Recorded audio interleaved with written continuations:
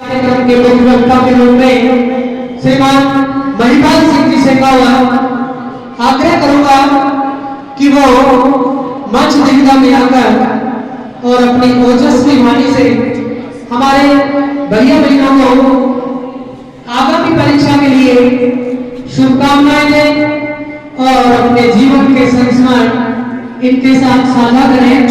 श्रीमान महिपाल सिंह जी शेखर। मां अतिथि आदरणीय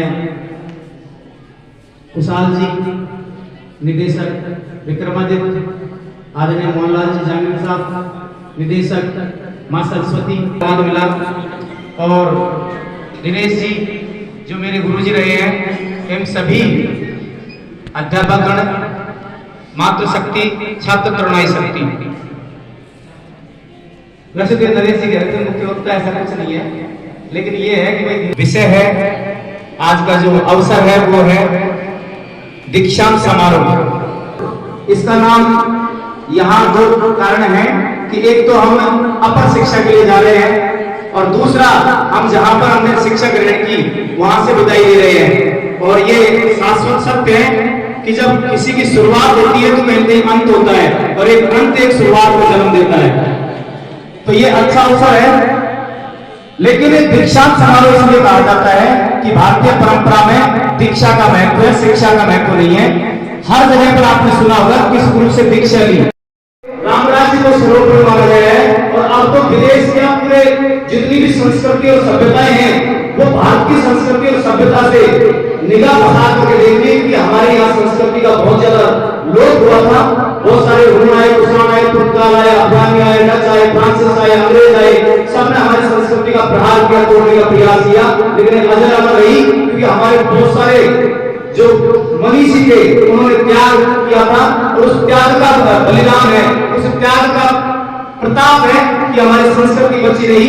और अब कुछ ही समय पहले आपने देखा होगा जब राम मंदिर का भव्य उद्घाटन हुआ तो प्राण प्रतिष्ठा का तो पूरे देश में नहीं विदेशों में भी ऐसे हुई जैसे दिवाली मनी हो। आप सबने भी मनाई होगी, आपने भी देखा होगा। आपके जीते जी और हमारे जीते जी ये सौभाग्य है कि हमने वो दिन देखा, हमारे पूर्वजों ने कितना बलिदान दिया था। ये सब हमारी संस्कृति, हमारी सभ्यता का ही है। आजकल बात दीक्षांत समारोह की चल रही है, तो दीक्षांत समारोह इसलिए कहा जाता है कि ये शिक्षा का मंदिर होते हुए दीक्षा का महत्व रखा है भारतीय संस्कृति में।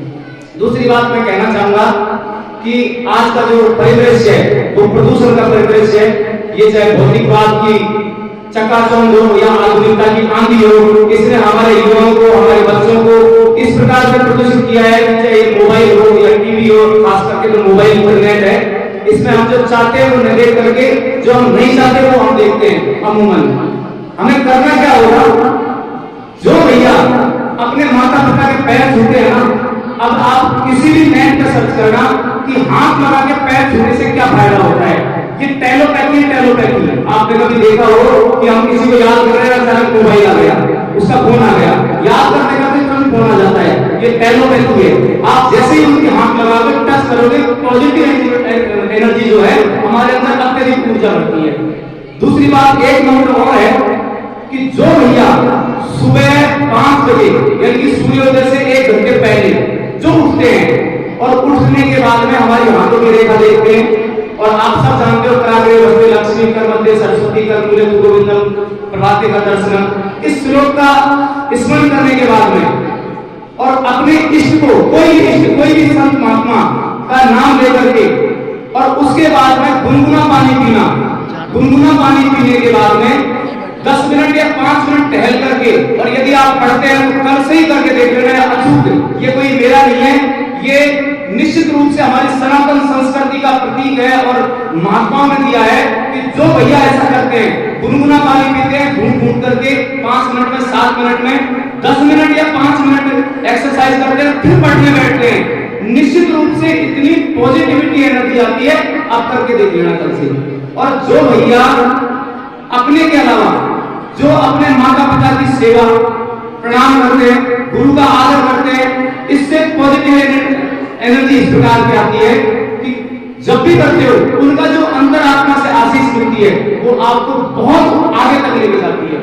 चूंकि ये विषय इस प्रकार का है कि आप लोग आपकी शिक्षा के साथ साथ, मैं कल परसों भी कह रहा था कि ऐसे बहुत सारे, अभी आदरणीय गुरु जी बता रहे थे श्री नारायण जी कि भाई डॉक्टर, इंजीनियर, ये कोई जरूरी नहीं है कि हर आदमी डॉक्टर बने या हर आदमी इंजीनियर बने।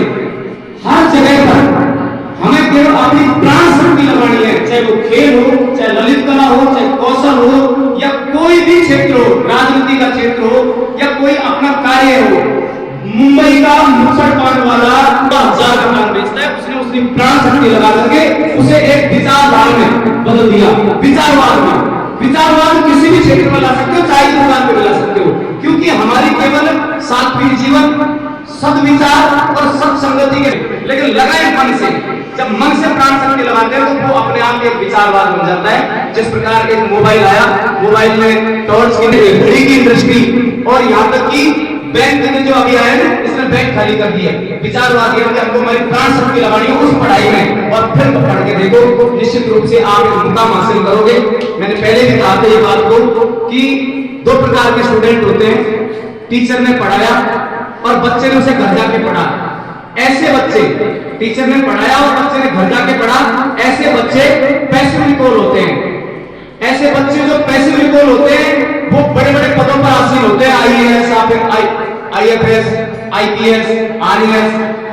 और दूसरे होते हैं टीचर ने पढ़ाया और वक्ताओं के द्वारा जो आप लोगों को संदेश दिए जा रहे हैं जीवन में अपना लक्ष्य प्राप्त करने के लिए, जैसा अभी मेरे से पूर्व वक्ता ने कहा कि जिसने माता पिता को प्रणाम करके उनका आशीर्वाद ले लिया वो बालक जीवन में सफल होता है। सफलता की पहली सीढ़ी होती है मां।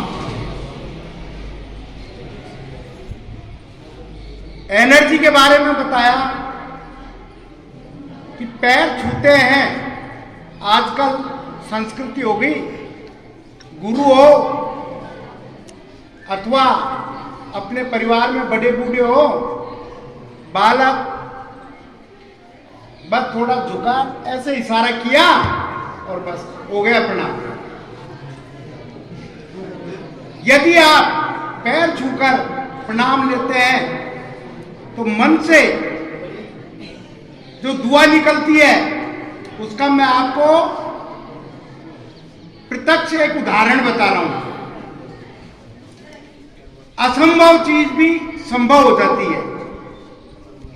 आज से करीब 35 वर्ष पूर्व मैं आपको बताता हूं, माँ बाप के द्वारा जो दुआ निकलती है उससे आपको लाभ क्या होता है।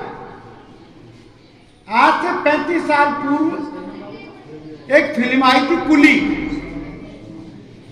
और उनके नायक थे अमिताभ बच्चन।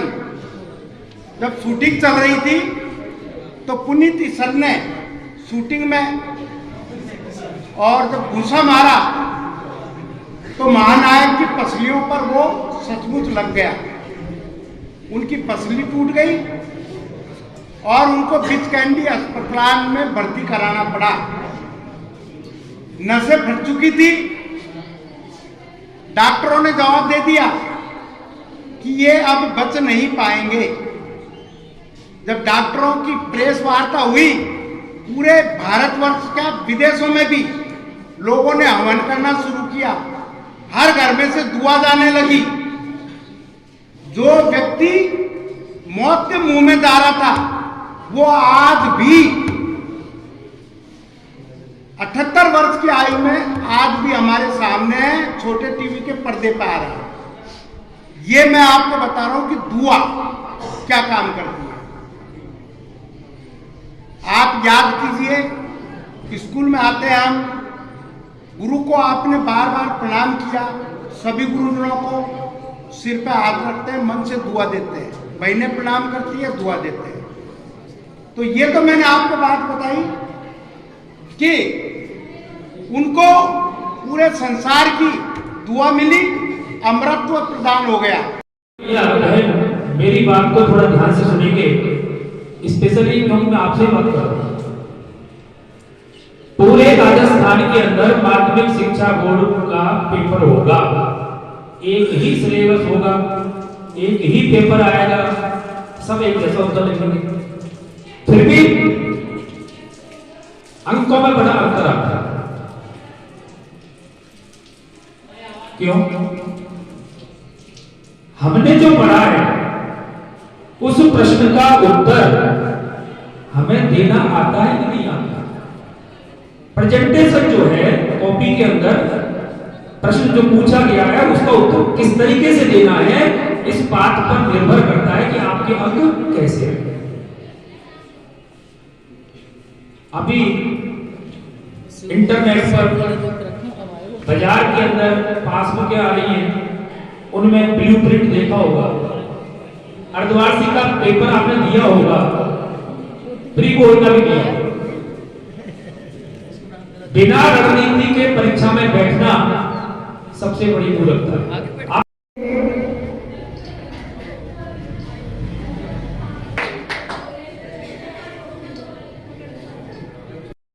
सहयोगी बंधुओं, उद्घोषक महोदय के आदेश से मैं आपको यहाँ आपकी बोर्ड परीक्षा के आशीष शुभकामनाएं देने के लिए उपस्थित हूँ। आपसे जो मैंने अभी कहा, यही एक मूल मंत्र है। आप जहां भी जाएं, जहां भी रहें, सर्वप्रथम अनुशासन का ध्यान रखें और उसके बाद सारी व्यवस्था है। मुझसे पूर्व वक्ताओं ने आपको काफी कुछ बताया और थोड़ी सी शिकायत मुझे सामान्य ग्लोरियस इंस्टीट्यूट के संचालक महोदय से भी है कि वैसे आपकी जैसी इच्छा, बाकी इतना लंबा कार्यक्रम इस समय नहीं रखना चाहिए, वो शोभनीय नहीं है। पर पधारे हो, इसके लिए हम हृदय की गहराइयों से आप लोगों का हार्दिक स्वागत और अभिनंदन करते हैं। मैं 12वीं के अपने भैया और बहनों से निवेदन करता हूं और आदेश देता हूं, दोनों शब्द को समझेंगे। आप आज के दिन को जो आपके 3-4 घंटे जिसके लिए मंच के माध्यम से मुझे डांट पड़ी कि ऐसा प्रोग्राम नहीं होना चाहिए, लेकिन मैं अपने आप को तुम्हारे आगे अपने आप को समझा नहीं पाता, अपने आप को रोक नहीं पाता, तुम्हारी भावनाओं में शायद मैं बह जाता हूं। मैं आपको आश्वस्त करता हूं भाई कुशल जी सर को कि आगामी जो भी कार्य अपन इस प्रांगण में या कहीं भी करेंगे उसको बड़े सोच समझ के और सुचारू रूप से संचालित करने का कोशिश करेंगे। मैं इसके लिए मंच के माध्यम से खड़े होकर के कान पकड़ के माफी मांगता हूँ, आप क्षमा करने की कोशिश करेंगे। मैं आपका बहुत आभार व्यक्त करता हूँ। बात बात पर मुझे समझाते रहते हो, हर पल जहां भी कोई त्रुटि होती है आप मुझे कहते रहते हो, मैं इसका आभार व्यक्त करता हूँ। और माननीय मोहन जी वैसा फोन करके कहते रहते हैं क्या समस्या है, मैं खड़ा हूँ। एक गार्जियन से बहुत से लड़ने की क्षमता रखने वाले इन दोनों भाइयों को मैं शायद इस बड़ा गड्ढा की धरती पे कुछ भी कहीं भी होगा तो मैं इनके अपने मुंह अपने वाक्य में हर समय इनका नाम लेता हूँ।